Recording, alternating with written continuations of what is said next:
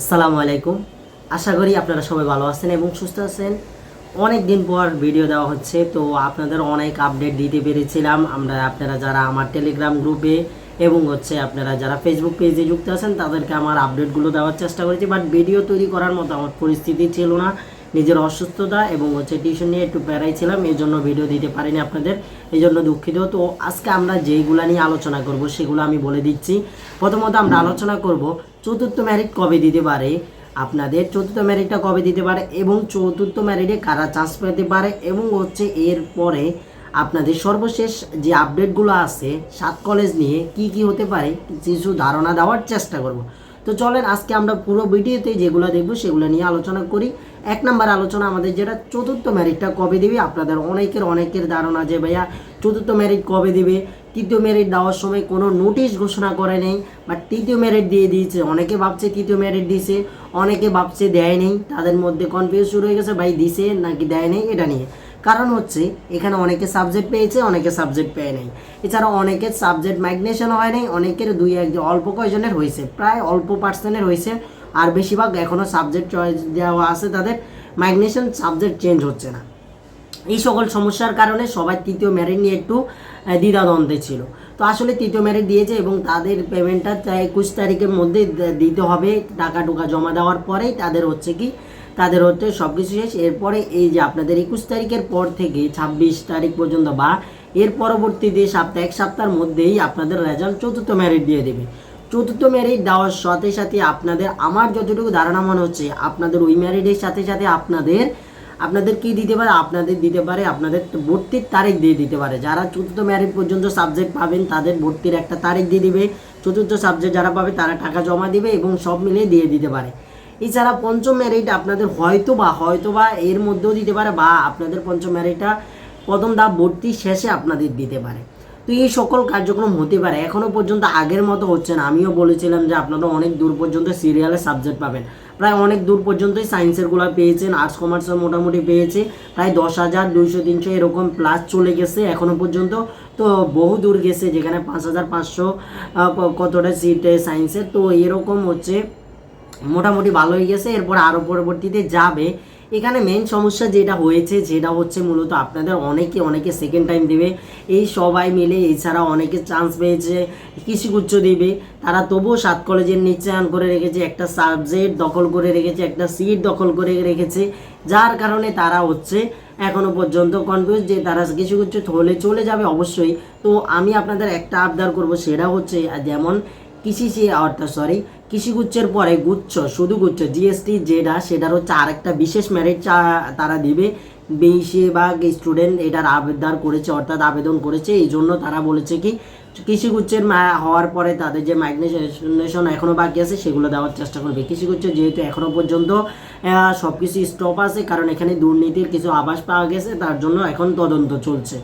এই জন্য আপনারাও চেষ্টা করবেন, যেহেতু আপনাদের চতুর্থ মেরিট হয়ে যাবে, আপনারাও কিছু মানুষ যদি পারেন ডিন অফিসে গিয়ে যোগাযোগ করবেন এবং তাদেরকে বলার চেষ্টা করবেন আপনাদের যেন কৃষির পরেও কিছু মেরিট দেওয়ার যদি সুযোগ হয় দিতে। তাইলে আপনাদের অনেকে সিট যারা দূরবর্তীতে আছেন তাদের এই মেরিটগুলোতে সিট পাওয়ার সম্ভাবনা খুবই কম হয়ে যাচ্ছে, কারণ অনেকের ভালো সাবজেক্ট ভালো পজিশন থাকার পরেও মাইগ্রেশনে ভালো সাবজেক্টগুলো আসতেছে না, কারণ আগের মতো কাজ করছে না। আমি যেটা আপনাদের বলছি 7 কলেজের ইয়াগুলা। তো এই জন্য আপনাদেরকে বলছি আপনারা শেষে চতুর্থ মেরিট এখনও যাওয়ার দরকার নেই। চতুর্থ মেরিট শেষ হোক, পঞ্চম মেরিট দেয় কোন সময় আপনাদের কৃষিগুচ্ছ যেহেতু ডেট দিয়ে দিচ্ছে, এর মধ্যে আপনারা কিছু মানুষ যদি যায় তাদের আবদার করেন, অবশ্যই তারা রাখতে পারে আমার মনে হয়। কারণ এখনও পর্যন্ত যা করেছেন আপনাদের রেজাল্ট দেওয়ার পিছনে আপনাদের কিন্তু অনেক অবদান, কারণ আপনারা কিছু মানুষ গিয়ে কিন্তু তাদের আবদার করার পরেই সকালে করেছেন, বিকালের মধ্যে রেজাল্টটা প্রকাশ হয়েছে। তার জন্য আপনারা যারা দূরবর্তী চান আপনারা অনেকেই আবদার করতে পারেন এটা নিয়ে। দ্বিতীয় যে বিষয়টা, কারা চান্স পেতে পারেন চতুর্থ মেরিটে। আমার সায়েন্সের ইউনিটে আমি যেটা দেখেছি এখনও 10,300 প্লাস এরকম অনেকে গেছে, যারা এর মধ্যে আছে তারা সিট পেয়েছে। এছাড়া অনেক কম হতো, অনেকে সিট পায়নি, কারণ তাদের সাবজেক্ট চয়েসের সমস্যা ছিল, অর্থাৎ সাবজেক্ট চয়েস অনুসারে তাদের সিট খালি ছিল না, তারা সাবজেক্ট পায়নি। সেটা আমি আগেও বলেছি ভাইয়া তোমরা যারা সাবজেক্ট চয়েস দিবা অত্যন্ত ভালোভাবে দেওয়ার চেষ্টা করবে। এটার জন্য আমি অনেক ভিডিও দেওয়ার চেষ্টা করেছি আপনাদেরকে। তো আপনারা জানেন আপনারা কীভাবে দিয়েছেন, এবং অনেকে আমাকে জানানোর চেষ্টা করছেন ভাইয়া আমাদের মাইগ্রেশনের সাবজেক্ট চেঞ্জ হচ্ছে না, আসলে সিট সংখ্যা ফুল হয়ে গেছে, আপনাদের শিক্ষার্থী অনেক এবং কেউ অন্য জায়গায় চান্স পায়নি। এই সকল শিক্ষার্থী আগে যারা আমাদের সময় বা আমাদের পূর্বে যারা ছিল তারা অনেক জায়গায় চান্স পেয়েছে, তাদেরকে 7 কলেজে পরীক্ষা দিয়ে তারপরে আর ভর্তি হয় না, এই কারণে অনেক দূর গেছে। বাট আপনাদের সময় অনেক জায়গায় অনেকে চান্স হয় নাই, তাদের 7 কলেজে চান্স হয়েছে, এখন উপায় নেই, তারা 7 কলেজে ভর্তি হয়ে যদিও সেকেন্ড টাইম দিবে, তারা তাও এখানে ভর্তি হয়ে সাবজেক্টটা দখল করে নিয়েছে। অর্থাৎ তাদের ভালো পজিশন ছিল, ভালো পড়ালেখা ছিল, সব কিছুই ছিল, প্রিপারেশন ছিল, বাট ভাগ্যের জোরে হয়নি, তার কারণে তারা সেকেন্ড টাইম দিবে। বাট তাদের 7 কলেজে ভালো পজিশন এসেছে, ইডেনেতে, ঢাকা কলেজ থেকে এই সকল ভালো কলেজে ভালো সাবজেক্টগুলো তারাই দখল করে রেখেছে। তো এই জন্য আপনাদের সমস্যা হচ্ছে আপনাদের মাইগ্রেশনটা চেঞ্জ হচ্ছে না, মাইগ্রেশনের সাবজেক্ট পাচ্ছে না। এখন এটা নিয়ে আপনারা ভোগান্তিতে হওয়ার প্রয়োজন নেই, কারণ হচ্ছে যেটা পেয়েছেন সেটা নিয়ে এখন খুশি থাকতে হবে, করার কিছু নেই। এর ছাড়া আপনাদের যে মেরিটগুলো দেবে সেটার জন্য অপেক্ষা করতে হবে, এবং অবশ্যই ইনশাল্লাহ ভালো সাবজেক্ট ভালো অপোজিশনে পাবেন। এখন যারা চান্স পাবেন বলছিলাম, যারা একটু কি চতুর্থ মেরিটে একটু বেশি যাবেন আমার মনে হচ্ছে না, কারণ যারাই সাবজেক্ট পায় তারাই টাকা জমা দিচ্ছে, কিছু মানুষ টাকা জমা দিচ্ছেন এরকম খুবই কম পাওয়া যাচ্ছে। যারাই সাবজেক্ট পাচ্ছে, যে কোনো সাবজেক্ট পাচ্ছে সবাই টাকা জমা দিয়ে দিচ্ছে। এই জন্য আপনাদের যারা দূরে আছেন তাদের পজিশনটা একটু কম হতে পারে। যেমন বাণিজ্য বিভাগের মধ্যে তারা বেশি দূরে যাবে না, তাদের সিট সংখ্যা এখন আমি বলেছিলাম এখনও পর্যন্ত তাদের বেশি দূরও যায়নি, এবং মানবিকে একটু বেশি দূরে যাওয়ার আগে যত দূরে যাওয়ার কথা ছিল এখনও পর্যন্ত সেই দূরবর্তীতে যায়নি। তো আশা করতে পারেন আপনারা 12,000 13,000 যারা আছেন তারা মানবিকের তারা পঞ্চম মেরিটের পর পাবেন কিনা তার সম্ভাবনা এখন পর্যন্ত দেওয়া যাচ্ছে না।